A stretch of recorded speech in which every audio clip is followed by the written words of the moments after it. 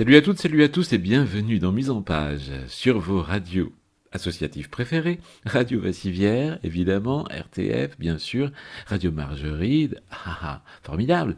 Aujourd'hui, une émission tout à fait exceptionnelle puisque nous allons évoquer le tout nouveau roman édité chez Gallimard. Il vient de sortir le 5 mai dernier, là.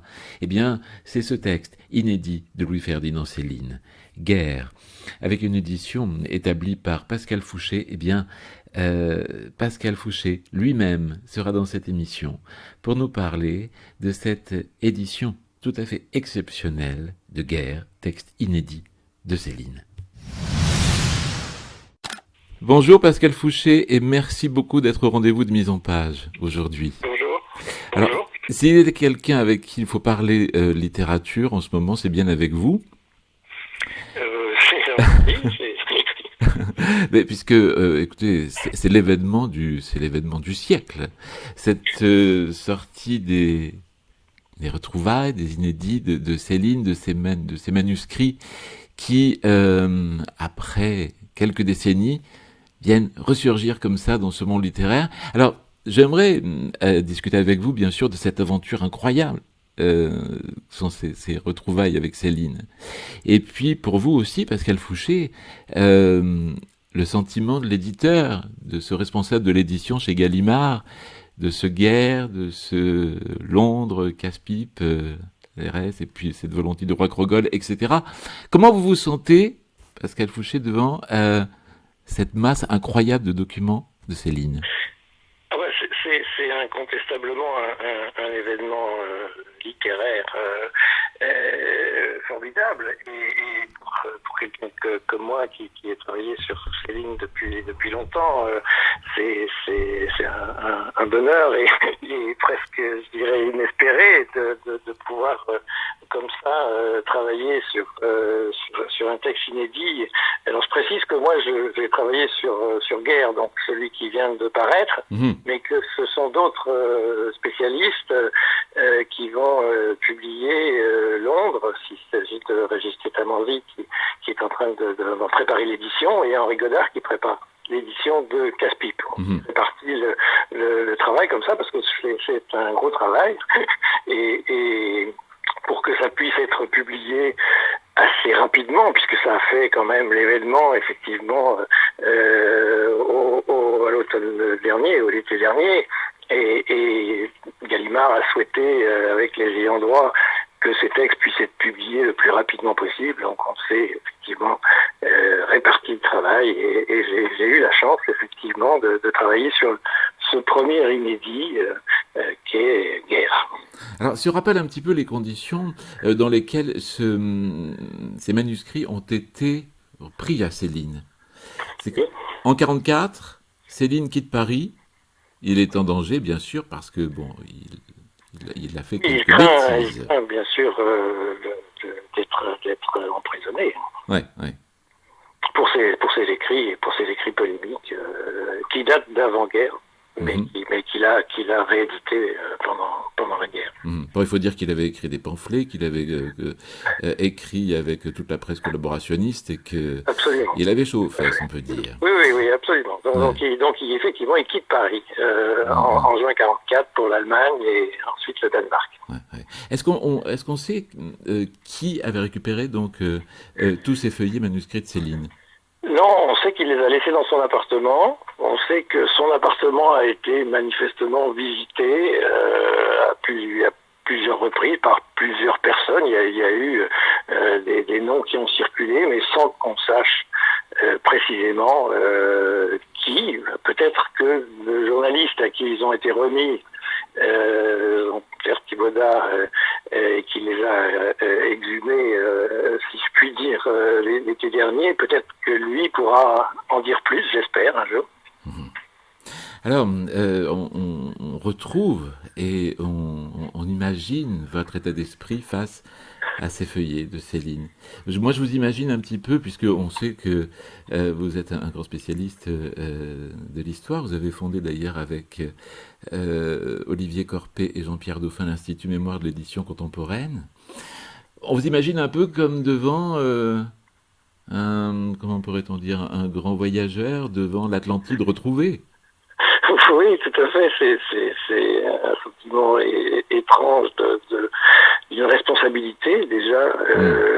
face à effectivement un texte inédit dont il faut donner une version qui pourra être effectivement analysée, qui pourra faire l'objet d'études. Et donc c'est une grande responsabilité, puis c'est un grand Hmm. bonheur aussi de pouvoir se lancer comme ça. J'avais déjà travaillé sur des manuscrits de mais c'était des manuscrits publiés, c'était comment dire des feuillets retrouvés de Guignosgand ou de Casse-Pipe. Ouais. C'est pas tout à fait la même chose qu'effectivement un texte qui est totalement inédit, inconnu, dont on ne sait pas, on ne connaît pas la teneur.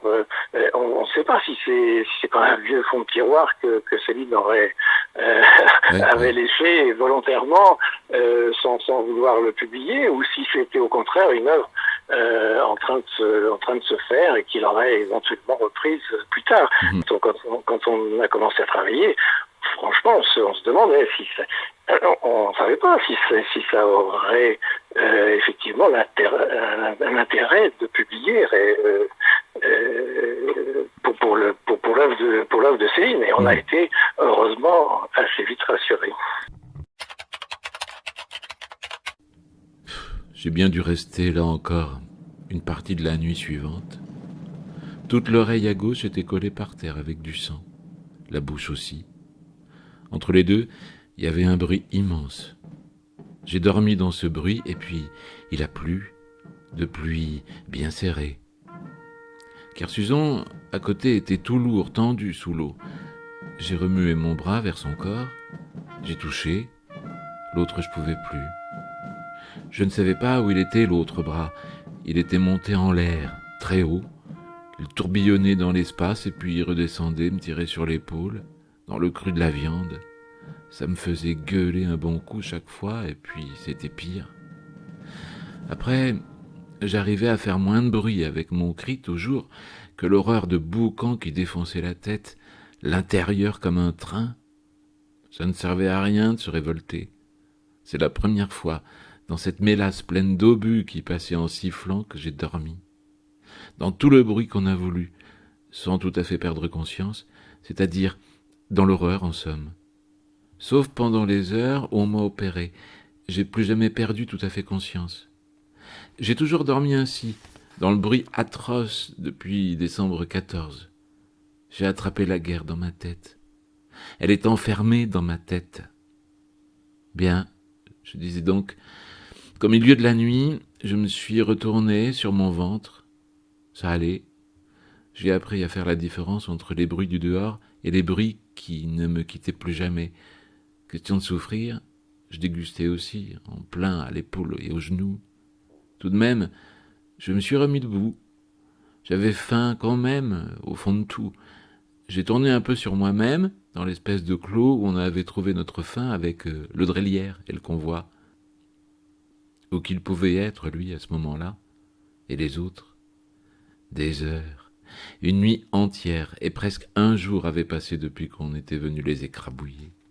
C'était plus que des petits monticules sur la pente, puis dans le verger où fumaient, grésillaient et brûlochaient comme ci comme ça nos voitures. Le grand fourgon forge, il n'avait pas fini de se faire salement carboniser. La fourragère, il y en avait pour ainsi dire plus. J'ai pas reconnu l'adjudant dans le milieu.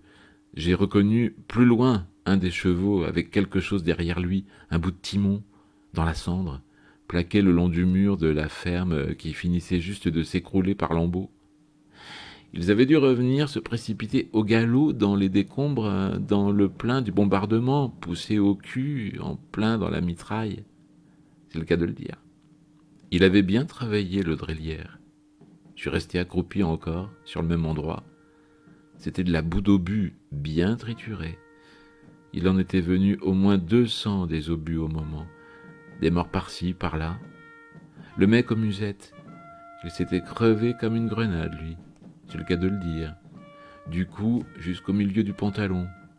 Dans son bide même, il y avait déjà 2 rats pépères qui croûtaient sa musette au trognon rassis.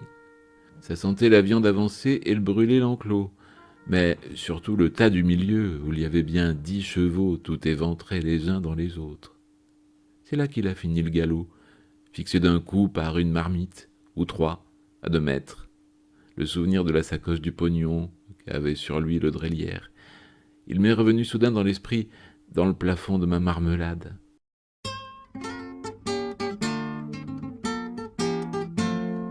J'avions reçu commandement de partir pour la guerre. Je ne me soucions point pourtant d'abandonner notre mère. Pourtant là-bas fallu, j'ai pris mon sac et je suis venu. Pourtant là-bas fallu, j'ai pris mon sac et je suis venu.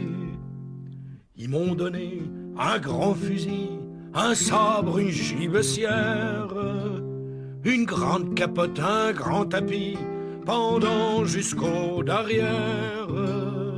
Et fallait se tenir droit, aussi droit qu'un piquet.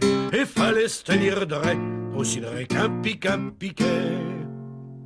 Il y en avait sur leurs chevaux qui faisaient bien 2 mètres, avec 2 ou 3 plumes d'osios plantées dessus leur tête, et des poils d'artillon tout alentour de leurs talons, et des poils d'artillon tout alentour de leurs talons. Ils m'ont placé en faction devant une citadelle. Ceux qui ne connaissions point mon nom m'appelions sentinelle. À chaque chat qui passait, fallait crier couché, couché. À chaque chat qui passait, fallait crier couché, couché. Ils m'ont emmené dans un grand champ qu'appelions champ de bataille. On s'étripait, on s'épiolait, c'était pique la volaille. Ma foi, la peur m'a pris, j'ai pris mon sac et je suis parti. Ma foi, la peur m'a pris, j'ai pris mon sac et me voici.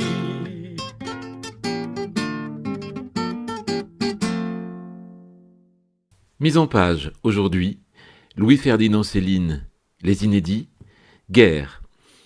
Entretien avec Pascal Fouché, responsable de l'édition de ce roman inédit. Ce récit, Guerre, est une œuvre à part entière. Certains disent que peut-être c'est un morceau du Voyage au bout de la nuit. Écoutez, toutes les hypothèses sont permises. Je pense que malheureusement on ne saura jamais ce que Céline avait voulu en faire. On pense plutôt que c'est un texte qui a été écrit après Voyage au bout de la nuit, Ouais. qui complète Voyage au bout de la nuit, puisque dans Voyage au bout de la nuit, il est question de la guerre de 14, mais assez brièvement. Au début du roman, ça fait une quarantaine de pages, et puis il passe à autre chose en disant qu'il n'est pas encore temps de raconter ça. Mmh. Et quand il après Voyage au bout de la nuit, quand il écrit Mort à crédit, il précise à son éditeur que Mort à crédit contiendra l'enfance, donc l'enfance de Ferdinand, son héros, la guerre et Londres. Et on a toujours pensé que finalement, effectivement, l'enfance, quand ils ont décidé avec son éditeur de le publier, c'était devenu Mort à crédit. Ouais, ouais. Qui était déjà tellement important que finalement il s'est limité à cette partie de l'enfance. Et on a pensé que la guerre c'était le manuscrit, correspondait en fait à ce que sera Casse-Pipe, et que Londres correspondait à ce que sera Minos Band. Et là on découvre un texte qui est manifestement sur la guerre, même s'il n'est pas intitulé Guerre, mais Céline l'a qualifié comme ça, et qu'il y a un autre manuscrit qui lui s'appelle Londres. Et donc, ça correspond en fait à ce que dit Céline. Il l'avait toujours dit, ça. À ce qu'il dit dans 2 lettres, l'une à Robert de Noël, son éditeur, et l'autre à Eugène Daby. Et donc, on peut penser que c'est plutôt, effectivement, enfin moi c'est mon avis en tout cas, que c'est plutôt effectivement une suite de Mort à crédit qu'une partie de Voyage. D'accord. On peut imaginer ça. Vous dites également par rapport, il y a encore un autre mystère, on n'en finira jamais avec les mystères autour de Céline, que quand on commence Guerre, finalement, on peut imaginer qu'il y avait peut-être un avant, parce que les pages sont numérotées, vous dites que Oui, la en fait, première page est numéro 10, peut-être Céline serait-il. numérote les pages, mais fait aussi des chapitres qu'il numérote, qu'on appelle des séquences quand on fait de l'édition de textes comme ça. Et la première séquence commence par un chiffre qui est le chiffre 10. Oui. Qui est entouré sur le premier feuillet. Et la deuxième séquence repart à 1. Donc, curieux ça. C'est curieux, pourtant les séquences se suivent bien. Mais on peut penser, puisqu'il y a 4 mots au début de cette séquence qui sont pas tout à fait. Et pas tout à fait, on commence pas avec pas tout à fait. Voilà, c'est pas vraiment un début, quoi. Donc on peut penser qu'effectivement il y a eu quelque chose avant qu'on n'a pas malheureusement pas retrouvé. De quelle importance, on n'en sait rien. Est-ce que c'était 9 séquences très très importantes? Ce qu'on sait, c'est qu'il manque cette partie dans le récit de Céline. On n'a nulle part le récit de son action au front. Entre casse-pipe, c'est quand il est au régiment. Il s'est engagé, il a passé 2 ans à Rambouillet, et puis la guerre arrive, la déclaration de guerre en août 14, il est envoyé au front. Et donc il passe 3 mois au front, août, septembre et octobre, jusqu'à cette blessure. Cette blessure qu'on peut vérifier, il en parle beaucoup, il y a plein de correspondances qu'il a. À la fin octobre 1914, qui est en fait le début de guerre. Donc il manque dans le récit de Céline, il manque cette partie d'août à octobre 1914, qui est peut-être effectivement, qui correspond peut-être à ce qui était le début de guerre. Là, malheureusement, il fait pas partie des manuscrits retrouvés. Alors on ne sait jamais, peut-être ce sera la partie, un peu le Graal à retrouver encore. Voilà, le début de guerre. Quand même, c'est déjà formidable d'avoir retrouvé cet ensemble. Je ne sais pas s'il faut espérer encore espérer en trouver d'autres. Question d'être sonné, on ne pouvait pas mieux faire. Mais j'avais la vie dure quand même, puisque c'est seulement 2 jours plus tard qu'ils m'ont cueilli, gisant dans la prairie en contrebas où je m'étais laissé glisser du wagon. Je déconnais toujours, c'est certain. À l'hôpital qu'ils m'ont mené. Ils ont réfléchi d'abord avant de choisir. Ils savaient plus si j'étais belge, ou bien anglais, français, j'hésitais aussi, tellement je m'étais frusqué avec des bouts, et tout ça en cours de route.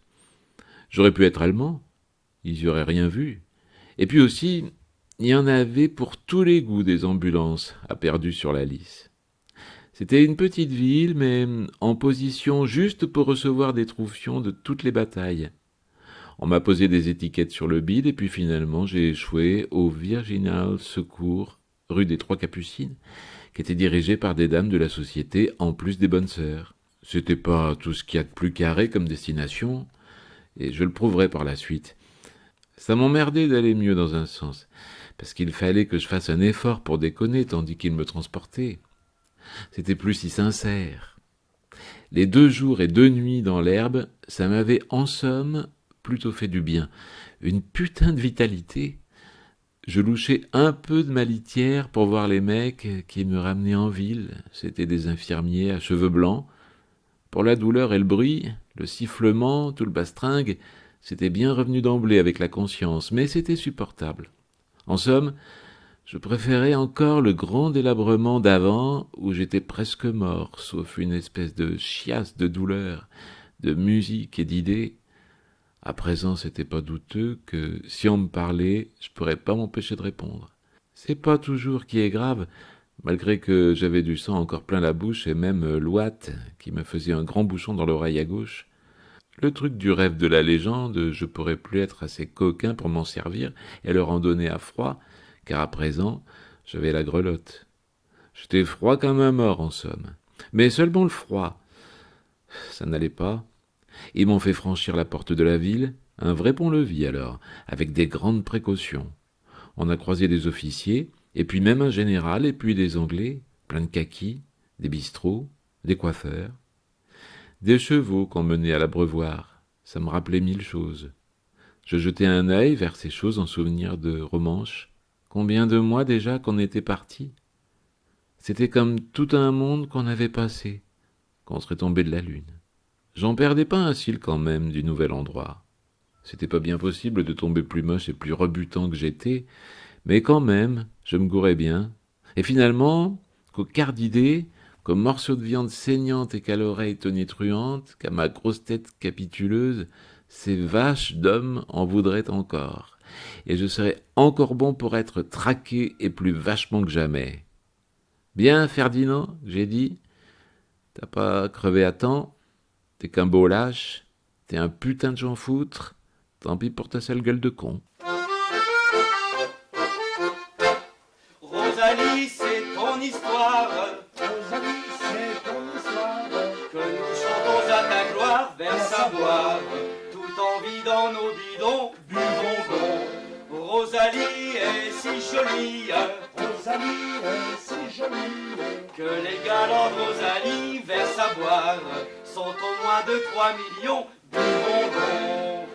La polka dont elle se charge, La polka dont elle se charge, s'exécute au pas de charge, vers savoir. Avec tambour et clairon, buvons donc.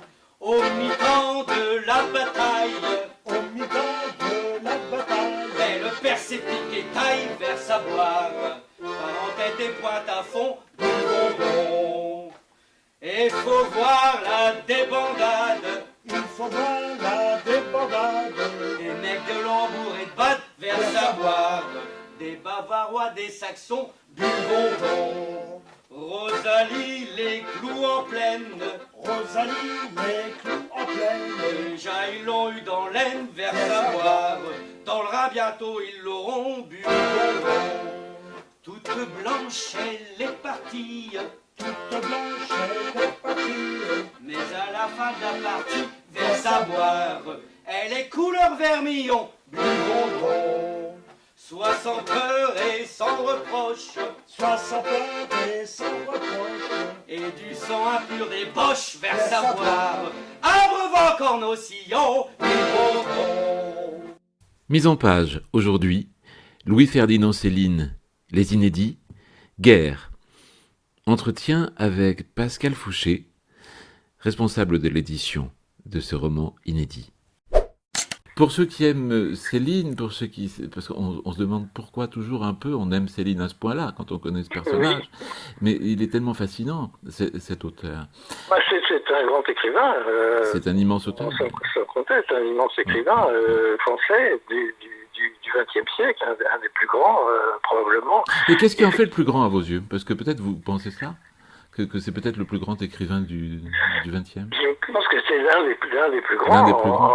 en tout cas, et qui écrit avec une force, avec une imagination, avec Ouais. une langue, avec un style qui lui sont extrêmement particuliers, que beaucoup ont essayé d'imiter d'ailleurs, sans trop y parvenir, et ça en fait effectivement un véritable inventeur d'une langue, d'un style très particulier, qui lui sont très particuliers et qui sont très représentatifs de la littérature du XXe siècle.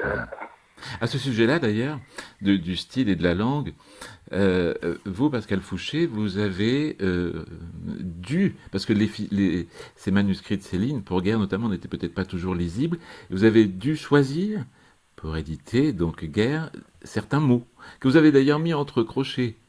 Oui, parfois, qu'effectivement, quand j'étais pas totalement sûr de la graphie, il y a des mots chez Céline. Céline écrit très très vite. Céline écrit comme un médecin. Il écrit un peu comme un médecin. Et puis il écrit avec beaucoup d'empressement, de rage. Il faut que ça sorte. Et il écrit au fil de la plume. Il rature. Parfois, justement, il revient sur ce qu'il écrit, il rature, il réécrit entre deux lignes, et ces réécritures, ce sont souvent effectivement des endroits qui sont beaucoup plus difficiles à décrypter. Et justement, quand on devine quelquefois un mot plus qu'on ne le lit, c'est-à-dire que le contexte vous amène à penser que ça peut être ça, mais quand on n'est pas sûr, effectivement, on le met entre crochets pour dire c'est probablement ça, mais voilà, c'est plus conjectural, comme on dit, que réellement lu. C'est une sacrée responsabilité tout de même. Hein. Oui, oui, mais il faut que quelqu'un l'assume. Ouais, quel travail formidable. Et puis voilà, maintenant ça existe, tout le monde peut et pourra donner son avis éventuellement et avoir peut-être d'autres lectures. À ce moment du récit, Guerre de Louis-Ferdinand Céline, Ferdinand, le double de Céline, est envoyé à Perdu-sur-la-Lys et là il va être soigné, il est très amoché et là on va commencer à le soigner, à s'occuper de lui. Vous devez le sonder. Venez mademoiselle Cotidon, se blesser, ça vous apprendra, il y a aussi quelque chose à la vessie celui-là. Le docteur Méconi l'a bien recommandé en partant. Sondez les blessés qui ici n'urinent guère. Sondez les blessés. On me monte au premier donc, soi-disant pour me sonder. Je me rassure un peu, je louche. Il n'y avait pas de cercueil au premier, rien que des lits entre les paravents. Elles se mettent à 4 dames pour me déshabiller. On me mouille d'abord de haut en bas, tous les haillons parce que tout est collé. Des tifs aux chaussettes, mes pieds qui font partie du cuir. Là, c'est des manœuvres bien douloureuses. Dans le bras, j'ai des asticots. Je les vois qui vibrent, je les sens. Du coup, la môme Cotidon, elle se trouve un peu mal. C'est ma branleuse qui prend la suite. Elle est pas mal, la branleuse. Sauf les dents tout en avant, et bien un peu verdâtre aussi, un petit endroit bien pourri. Ça me fait rien. Apparemment, c'est tout ce qu'il y a de convenable et de sollicite comme atmosphère. J'ouvre les 2 yeux, mais alors fixe, bien au plafond. Mort à Gwendor le félon, mort aux Allemands félons, mort aux envahisseurs de la pauvre Belgique. Je déconne à plein tuyau, je prends mes précautions, on me dévisage. Elles sont toujours 4. Il délire encore le malheureux, apportez-moi ce qu'il me faut, je vais le sonder moi-même. Que réfléchit la branleuse. Bien, mademoiselle, je vous apporte tout de suite les sondes. Elles m'ont laissé seul avec la personne. Ce qui fut dit fut fait, mais alors sérieusement.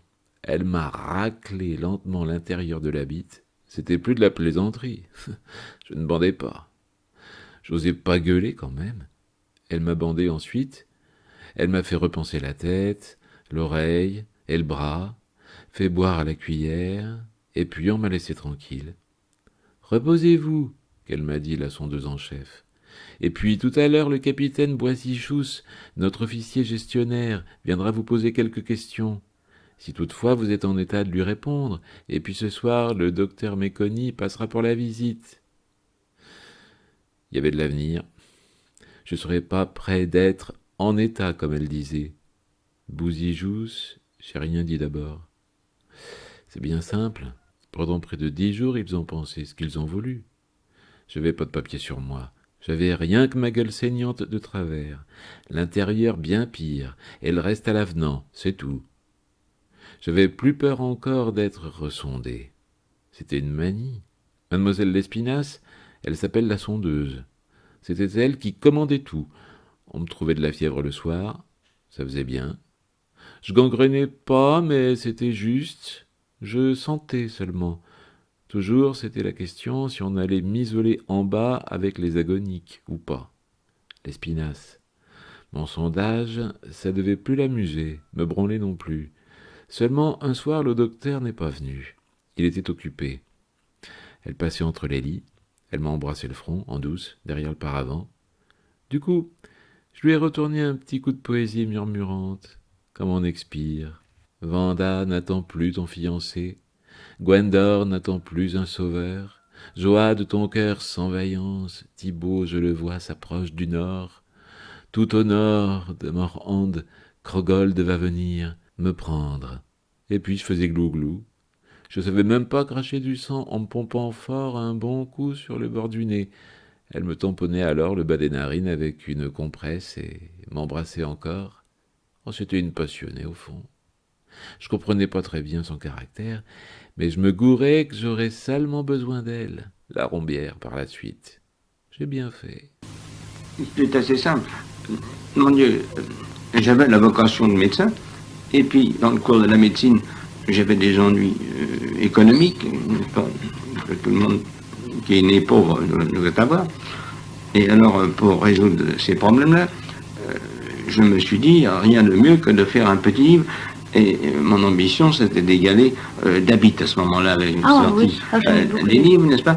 Et alors, j'ai dit, je vais en faire un aussi. Alors, mais je vais le mettre sous le nom de ma mère, comme ça personne ne saura que c'est moi, et ça ne me gênera pas pour la médecine. Et alors, le livre est sorti, c'est le voyage. Et puis, ça a tellement fait de bruit que ça m'a nui beaucoup pour la médecine. Alors, ça a tellement nui pour la médecine que j'étais forcé de travailler dans la littérature. Sans ça, j'y tenais pas du tout. Alors, bon, voilà, et puis c'est tout. Alors, la littérature, ça m'a amené à d'autres livres, et puis il y a des ennuis que vous connaissez, et c'est tout.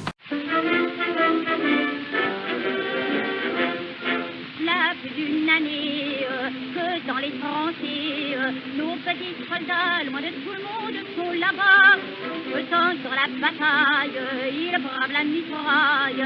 Ils ne pensent plus à rien qu'à tirer sur ces sales Prussiens. Mais quand ils sont au repos et qu'ils n'ont plus de plein beau, couchés sur le dos, à nos poilus qui sont sur le front, qu'est-ce qu'il leur faut comme distraction? Une femme, qu'est-ce qu'il leur ferait gentiment passer un sacré bon moment? Une femme, au lieu de la sale gueule des Allemands, ils aimeraient bien mieux certainement. Une femme, très bon sang, qu'est-ce qu'ils donneraient pas pour tenir un moment dans leurs bras? Une femme.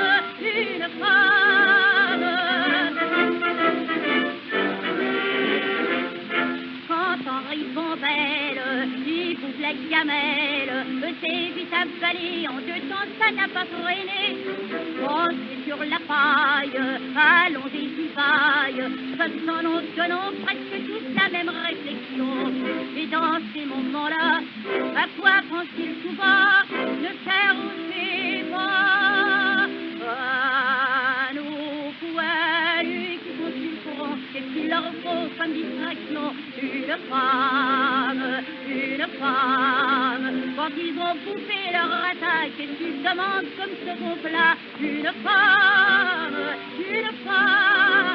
ça prie si pour calmer leurs nerfs, leur arrivée comme dessert. Une femme, qu'elle soit grande ou petite, ma foi, ça fait rien pourvu que ce soit. Une femme.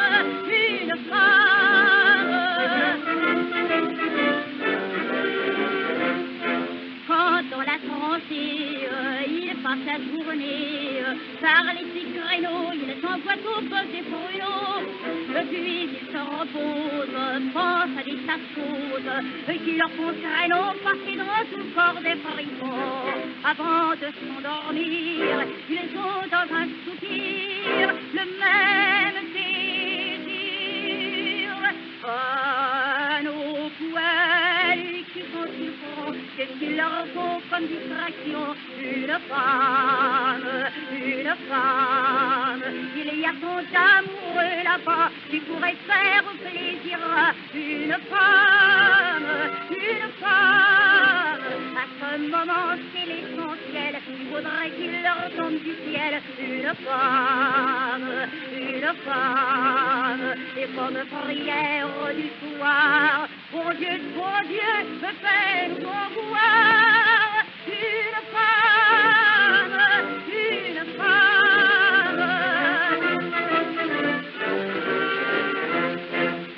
Jean-Michel Arnaud. Mise en page. Mise en page, aujourd'hui, Louis-Ferdinand Céline, Les Inédits, Guerre. Entretien avec Pascal Fouché, responsable de l'édition de ce roman inédit. Pourquoi, à votre avis, Pascal Fouché, on peut imaginer que Céline l'avait, pourquoi pas, proposé cette partie, la guerre de Noël, style, à l'époque. Pourquoi est-ce qu'il Non, vous ne pensez pas? Non, parce que manifestement, quand il publie Mort à crédit, ouais. Mort à crédit est assez mal reçu par la critique. Vous savez, c'est son deuxième roman. Les romanciers sont souvent attendus au tournant quand ils ont eu un succès justement pour leur premier texte. Et Mort à crédit est assez différent de Voyage au bout de la nuit et est assez mal reçu par la critique. Et Céline est déçue de cette réception. Est très déçu au point que c'est à ce moment-là qu'il se met à écrire ses textes polémiques. Oui, il va écrire du théâtre même avant les pamphlets. L'Église, ça vient. Oui, mais l'Église c'est encore avant. Ah oui, c'est encore avant. C'est même avant Voyage au bout de la nuit. Ah oui, c'est ça. Donc, en fait, cette partie de Mort à crédit qu'il aurait abandonnée, il n'y revient pas. On ne sait pas très bien pourquoi, mais il est très improbable qu'il ait proposé un premier jet à son éditeur. Enfin, on en aurait la trace en plus, et on sait que Céline retravaillait énormément ses textes. Il faisait effectivement plusieurs versions, et là on a la première, on voit bien que c'est une première version justement avec des quelquefois il laisse des blancs, quelquefois il y a des répétitions qu'il n'aurait jamais laissées, il y a des personnages qui changent de nom, ce sont des choses qui montrent qu'il n'a pas retravaillé ce texte et qu'il l'aurait sûrement pas publié de cette façon-là. Est-ce que, moi, en lisant Guerre, c'était vraiment incroyable de se retrouver devant ces feuilles-là. Et je me disais, il est d'une modernité incroyable, ce texte, dans la langue, il va peut-être encore plus loin que les autres. Est-ce que c'était pas un peu trop, en avance pour l'époque? Parce qu'il y a des scènes de cul incroyables, des propos anarchistes incroyables. Est-ce que peut-être, on peut dire, finalement, on n'était pas prêt à l'époque pour recevoir ce texte? Peut-être, il y a des scènes très crues, oui, auxquelles il nous a pas totalement habitués, parce que c'est vrai qu'il il est pas prude, Céline. Il y a des scènes dans ses romans qui sont un peu osées. Là, il est effectivement vraiment très cru. Et on peut se demander effectivement si ce texte à l'époque aurait été publié comme ça, parce que on sait que son éditeur a censuré des mots dans Mort à crédit. Bien sûr. Il a laissé des mots en blanc parce qu'il jugeait que c'était trop posé et c'était très en deçà de ce qu'il y a dans Guerre. Donc effectivement à l'époque il aurait probablement eu du mal à le publier tel quel. Mais depuis on en a vu d'autres quand même. Donc on est moins étonnés nous. Donc c'est une grande chance d'avoir ce texte comme ça dans son intégralité. Vraiment, c'est un... tout à fait. Toujours à l'hôpital de Perdru-sur-la-Lys, Ferdinand se fait soigner et il a affaire à cette infirmière un peu étrange qui s'appelle l'Espinasse. Pour avoir des sensations horribles, moi, j'avais été déjà gâté, mais c'est l'Espinasse qui m'a régalé. Elle me maintenait fermement le cornet en soufflant sur le blaire à deux bras. Elle était costaud. Je me suis régalé un bon coup d'abord, je le jure. Il m'en avait tant fait finalement que je m'ai élancé dans mon masque à délire avec une espèce de joie. Question cloche, l'éther a déterminé un véritable ouragan personnel. Une surprise quand même. J'ai plongé dans cet orchestre, car j'en entendais jamais plus, sans doute, comme dans le cœur d'une locomotive. Seulement je sentais bien que c'était le mien quand même de cœur qui fournissait la violence. Alors j'avais des scrupules pour lui. C'est un bon cœur courage quand même que t'as Ferdinand, que je me disais. Tu devrais pas abuser de lui, c'est pas joli. C'est lâche ce que tu fais là, tu profites. Du coup je pouvais remonter à la surface du bruit, lui tabasser la poire à la môme l'Espinasse. Mais elle me tenait avec le cache, dans son étreinte, comme on dit. Eh la vache! Des clous pour remonter. Je faisais dans ses mains avec toute ma barbaque le tenant de la cloche. Tantôt ici avec ma tête, bam! Dans le fond des yeux, bang! Contre l'oreille. J'ai presque remonté. Rouge, sur blanc. Elle gagnait encore, la salope. Bon, que je raconte à présent le coup du réveil. Je m'entends gueuler moi-même, remarquez. Mignon, mon mignon! Et puis fort alors. C'est ça que j'avais trouvé dans l'infini. Je sortais du néant de la merde avec un mignon. Et pourtant j'avais pas de mignon. J'en avais jamais eu dans ma putain de vie de mignon. C'est le cas de le dire. C'était un coup de tendresse qui me remontait fort et qui, de près, me dégoûtait de l'entendre. Et puis, en même temps, je vois les fleurs et le paravent, et puis je dégueule un bon coup partout de la bile amère en plein sur l'oreiller. Je me tortille, je m'arrache le bras. Ils étaient 4 moins, et des hommes pour me retenir. Je vomis donc, et pour la première que je reconnais vraiment, c'est ma mère, et puis mon père, et puis plus loin, mademoiselle Lespinasse. Tout ça floute et je vogue comme au fond d'un aquarium, et puis ça se fixe finalement, et ma mère, je l'entends bien, qui me dit « Voyons, Ferdinand, calme-toi, mon petit ». Elle pleurait un petit peu, mais je la reconnaissais vexée de me trouver inconvenant. Tout de même, en plein délire, je comprends. Mon père était là, encore aussi, un peu en retrait. Il avait mis sa cravate blanche et son complet habillé pour venir. « On vous a bien arrangé votre bras, Ferdinand », qu'elle me fait alors l'Espinasse. « Le docteur Méconi est très content de votre opération. » « Je te trouverai charogne un vilain soir, je te ferai dans les mires 2 grands trous noirs. Ton âme de vache dans la transe peut prendre à du chaud. Tu verras cette belle assistance, tu verras voir comment que l'on danse au grand cimetière des bons enfants. »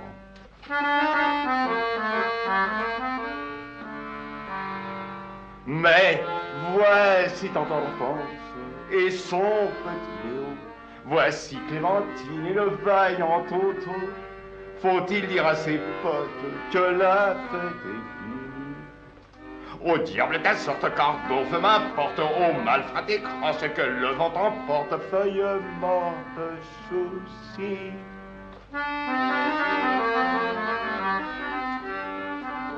Depuis des pays que tu râles, que t'es cocu, que je suis ton voyou responsable, que t'en peux plus. Va pas loper l'occasion unique de respirer. Viens voir avec moi si ça pique aux grandes ossellettes du Saint-Manté. Viens voir avec moi si ça pique aux grandes ossellettes du Saint-Manté.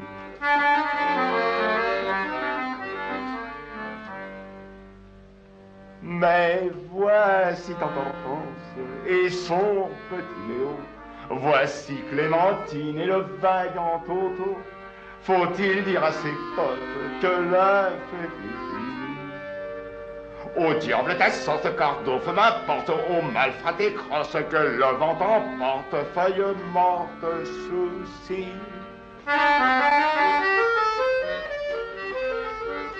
C'est pas des nouvelles que t'en croques, que t'es pourri, que les bourmanilles te suffoquent par ta bélie.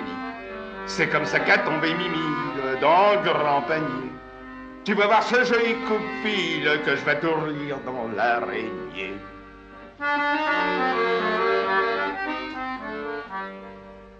Mais voici ton enfance et son petit Léo. Voici Clémentine et le vaillant Toto. Faut-il dire à ses potes que la fête est finie? Au diable ta sorte cardo, feu m'importe, au malfraté crosse que le vent emporte, feuille morte, souci.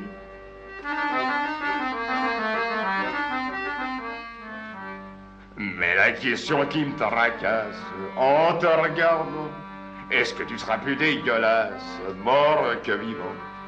Si tu vas repousser la vermine, plus d'enterrement. Si tu restes en rade sur la pile, j'aurai des crosses avec Mimine au trou cimetière des bons enfants.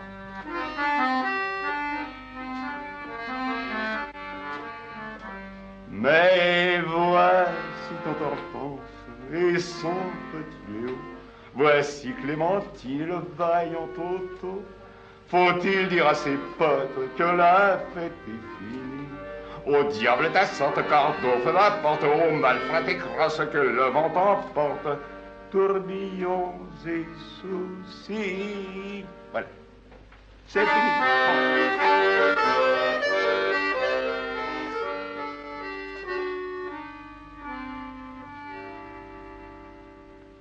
Mise en page, aujourd'hui, Louis-Ferdinand Céline, Les Inédits, Guerre.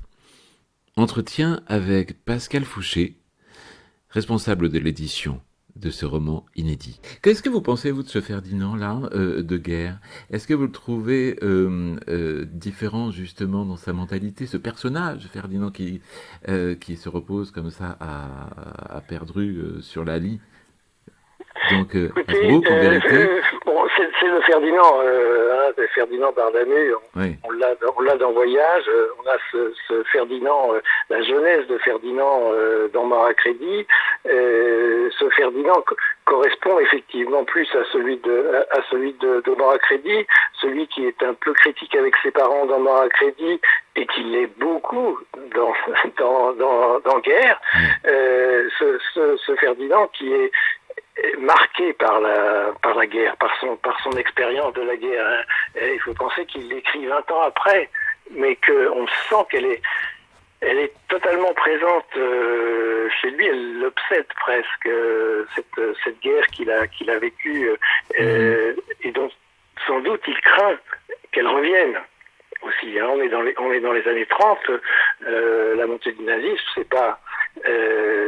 tout le monde en est conscient malgré tout, donc on a peur à ce moment-là que la guerre revienne. Et lui, le fait de raconter sa guerre, de dire comment elle a été affectée par cette guerre, et pas seulement parce qu'il a été blessé effectivement et qu'il a souffert et qu'il souffre encore, puisque effectivement on sait qu'il a eu des conséquences de ces blessures qu'il a ressenties toute sa vie, mais et donc il a été blessé dans sa chair, mais il a aussi été blessé comme tous les Français qui ont été confrontés à cette guerre horrible.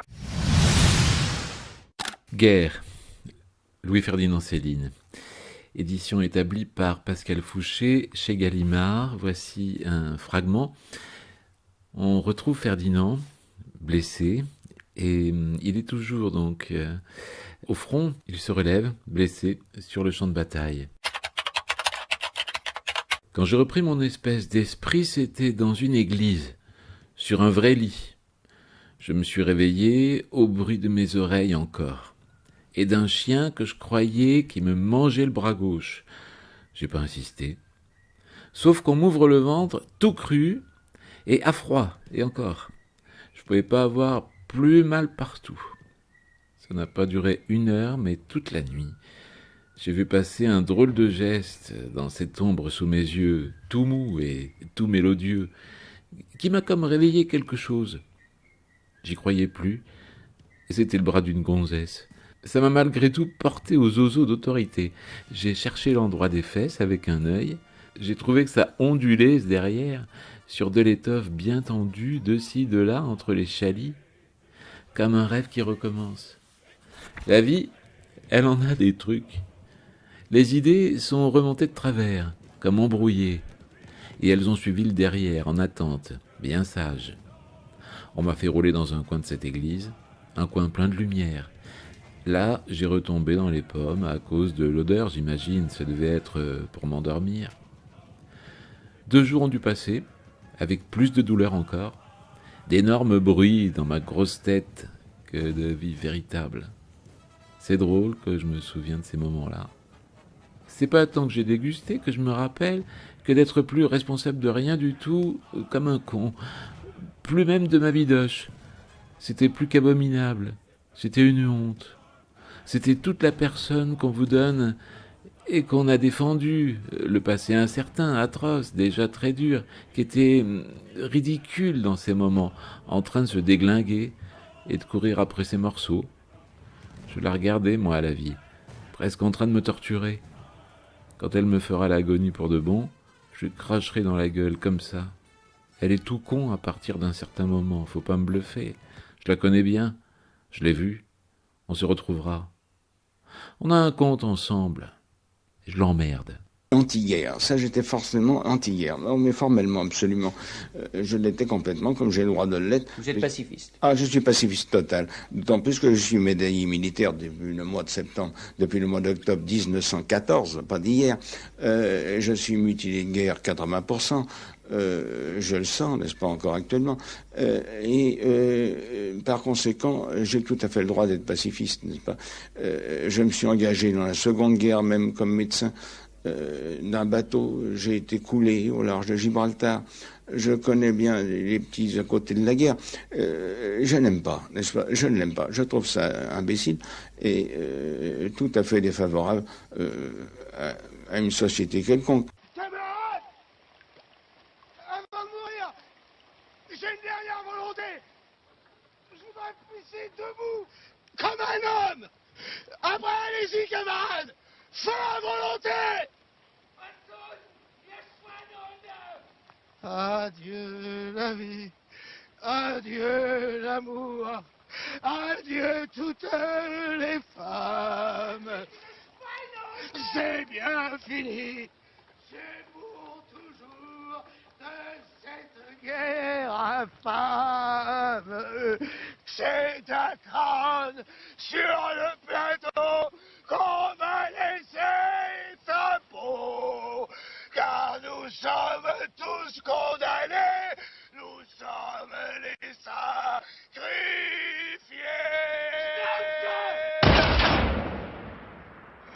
Mise en page, aujourd'hui, Louis-Ferdinand Céline, Les Inédits, Guerre. Entretien avec Pascal Fouché, responsable de l'édition de ce roman inédit. Ce qu'il y a de très touchant, je trouve, dans Guerre aussi, c'est qu'on perçoit l'ambigu Céline, l'ambiguïté de cet homme dans sa psychologie. C'est-à-dire parfois cette violence qu'il y a dans le vocabulaire, par rapport à la société, par rapport aux femmes aussi. Et puis, en même temps, beaucoup de douceur. Même s'il dit du mal de ses parents, par exemple, à un moment, il se penche sur les lettres qu'il reçoit de son père.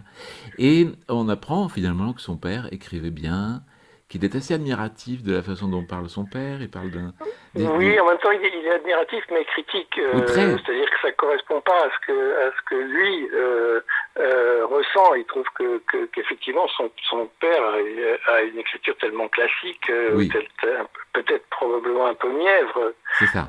On va dire dégueulasse, même, quasiment. Oui, c'est ce qu'il ressent, c'est ce qu'il ressent lui par rapport à son ressenti à lui, c'est-à-dire que ça était tellement violent cet épisode pour lui que le fait que ses parents soient à son chevet à lui parler de leur petit commerce et de leur petite vie, ça crée effectivement chez lui un rejet de cette vie-là, quoi. On dirait toujours qu'il est obligé de détester ce qu'au fond il aime bien. Regardez le début de Mort à crédit, par exemple. C'est tout lui, quand même. Là, on retrouve le Céline, effectivement, qu'on aime ou qu'on déteste. Ça dépend des fois. Il fait quelqu'un de très, très entier, de très investi. Et donc, effectivement, quelquefois, il dépasse les bords. On le sent, et puis quelquefois ça donne des illuminations, enfin des passages qui sont tout à fait étonnants et presque d'anthologie, quoi. Ouais, c'est vrai. Bon, il faut absolument découvrir. Vous qui nous écoutez dans Mise en page, je m'adresse évidemment aux auditrices, aux auditeurs, il faut absolument vous procurer Guerre, c'est un livre unique, et puis une façon de découvrir Céline. Il faut peut-être, si on ne connaît pas Céline, commencer par Guerre, finalement. Oui, ceux qui ne connaîtraient pas, j'espère que ça pourrait leur donner envie d'aller plus loin, effectivement, parce que c'est un texte assez bref, donc il peut effectivement donner une idée de ce qu'est l'écriture de Céline, de ce qu'est la force de cette écriture, et j'espère que ça en incitera certains, effectivement, à vouloir découvrir ces grands textes que sont Voyage au bout de la nuit, Bien sûr. Crédit, Vigneuse Bande, etc. c'est désormais une très belle porte d'entrée. Qu'est-ce qu'on peut vous souhaiter à vous, Pascal Fouché, maintenant que vous avez découvert ces merveilles et travaillé sur ces merveilles de textes Écoutez, de je Céline? vais continuer un petit peu parce qu'il faudra éditer ce texte pour la refonte des romans de Céline dans la Pléiade. Donc, là, on va faire effectivement une édition peut-être un peu plus scientifique, avec quelques variantes, avec quelques appendices supplémentaires probablement. Donc, je vais continuer un petit peu à travailler sur Céline. Et puis peut-être on peut vous souhaiter de tomber par hasard comme ça sur quelques flipbooks rigolos que vous collectionnez. Ah oui, oui aussi, c'est gentil. Je vous remercie infiniment, Pascal Fouché, d'avoir bien voulu répondre à cette invitation pour évoquer Guerre, paru chez Gallimard le 5 mai dernier, donc c'est vraiment tout récent. Inédite Céline, c'est un très grand événement, d'autres suivront, Londres bien sûr. On aura l'occasion d'en parler en Limousin et comme ça dans le centre de la France, puisque bientôt il y aura les journées de Chaminadour, mais enfin je dis bientôt, ce sera en septembre prochain. Je crois qu'Antoine Gallimard viendra nous en parler. Venez vous aussi, Pascal Fouché, dans ces journées de Chaminadour. Avec plaisir. Que vous connaissez peut-être. En tout cas, un immense merci, Pascal Fouché. Et puis, je vous souhaite une bonne journée. Oui, également. Merci. Merci. Merci à vous toutes, à vous tous d'avoir suivi cette émission. Il y avait de la musique, bien sûr, dans cette émission et des extraits également de films. Tenez par exemple Long dimanche de fiançailles. C'était Denis Lavant qui a interprété cette célèbre chanson de Craon dans ce film. Donc Un long dimanche de fiançailles, Caro et Jeunet. Vous avez pu entendre également Rosalie de Théodore Botrel, une chanson qui date de 1914, interprétée par Marc Debève. Vous avez également, dans la série des grands de nouveautés, Nine Pinson qui a interprété Le cri du poilu, Marc Augeret que l'on retrouvait avec un immense plaisir avec J'avions reçu commandement. Vous avez sans doute aussi pu reconnaître la voix de Louis-Ferdinand Céline lui-même qui chantait Règlement. Eh oui, c'est un document important. Comme le sont aussi des documents où, par exemple, Céline était interviewée par Louis Pauwels, d'autres interviews de Céline, notamment en 1953, et puis un dernier document, là, où Céline évoquait justement la guerre de 14, des documents que vous pouvez retrouver sur Internet, qui proviennent de l'INA, et que vous pouvez trouver donc sur différents sites. Un grand merci avant tout à Pascal Fouché qui a établi cette édition pour Gallimard et qui a beaucoup travaillé. C'est lui qui s'est occupé de ce travail d'édition de guerre pour Gallimard. Donc Louis-Ferdinand Céline, un immense texte, vraiment pour que